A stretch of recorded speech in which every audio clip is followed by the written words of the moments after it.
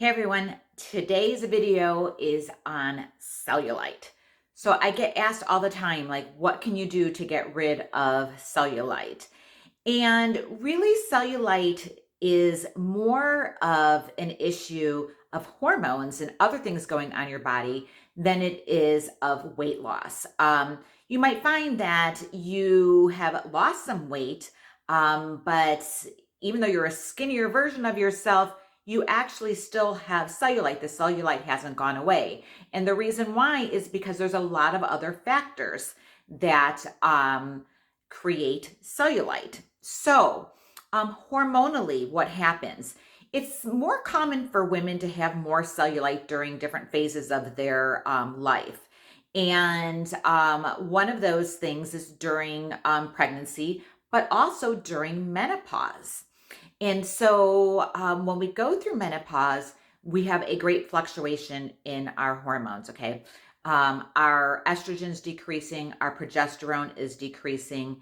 And because of the decreasing hormones, it actually has an effect on our skin, okay? So it starts breaking down our connective tissues, the collagen that our body's making. And so basically, if you think of your body like this, you have your muscle, then you have your fat, and then on top of that, you have your connective tissue, and that's kind of what's holding everything in. And then you have your skin. But when this connective tissue starts to break down because of a breakdown in collagen, because of loss of hormones, you can think of your connective tissue being really, really tight, or it starts to open up. And when it starts to open up, that's when fat cells can start coming through, giving that dimply look that we start to achieve. Okay. So so besides these hormone fluctuations, there's other hormone things that happen as we are going through menopause or even other times in our life. One, there is a declining of growth hormone as we get older and we're going through menopause, or there's a decline in growth hormone if you are even younger, but you're really getting poor sleep because that's when our body produces a lot of this growth hormone. Because of the lack of growth hormone, we can have a more difficult time reducing these fat cells that are underneath this connective tissue. So when we can't reduce those fat cells, then we're going to have more of that fat protruding through those connective tissues. So part of the loss of, as we age, part of the loss of that growth hormone can also be causing us not to be able to reduce those fat cells that are underneath there. Okay. So other reasons why you can experience cellulite, okay? Muscle atrophy. So as we're getting older, we're losing muscle. And as we lose muscle, this will have an effect on how much cellulite that we have, okay? We need to build that muscle underneath to make everything strong.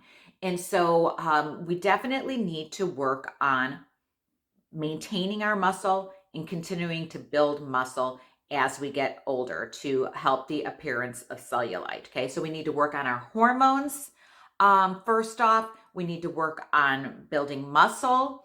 We also need to work on circulation. Okay, poor circulation can come from lack of movement, but also lower levels of estrogen can cause our circulation levels to go down. And therefore, it's kind of like a vicious cycle. One thing leads to the other. This lower circulation in that area, lower blood flow in that area, which is normally like the back of the legs, the glutes, the hips, lower blood flow from there or in those areas is going to produce more cellulite. Okay. So one of the things we can do is to create more blood flow there. So how do we do that? Well, part of it is we have to get off our butt and move and not be sitting all the time where we're cutting off circulation. But we can also do that through, exercise, through things like rebounding that really helps to boost circulation, but also helps to clear the lymphatic system. So rebounding is like, when you do jumping like on a little mini trampoline or something like that, or using like a whole body vibrational plate or something that helps to boost circulation.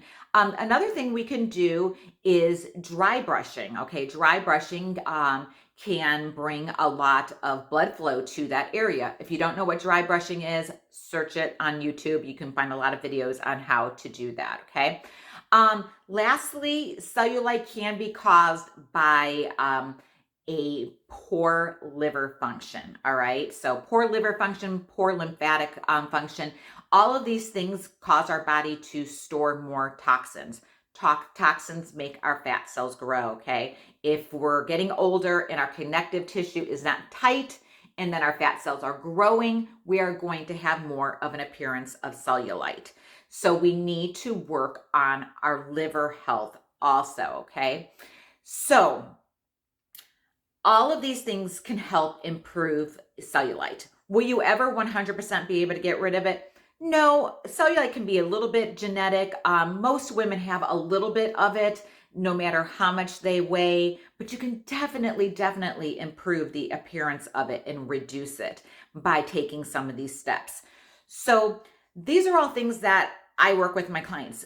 My program is really unlike pretty much most other programs out there for weight loss because I get to the root causes of a lot of the issues that women are having, which are hormonal issues, liver issues, digestive issues, all of those things, okay? We work on all of those things, not just dieting and exercising, because obviously that's not enough to fix some of the things that are going on. So you've got to take the steps, you've got to work on the root causes. That's what I do with each and every one of my clients. So for more information on hormonal balance, liver health, digestive health, working on, building muscle, all of those things, I'd love to help you out, coach you along through it. Definitely check out, if you are watching this on Instagram, check out the link in my bio. If you're watching this on YouTube, check the link below, and definitely set up a consultation call if you feel like you need a little bit of help getting through all of these steps. So thanks again for watching this video, and I will catch you on the next one.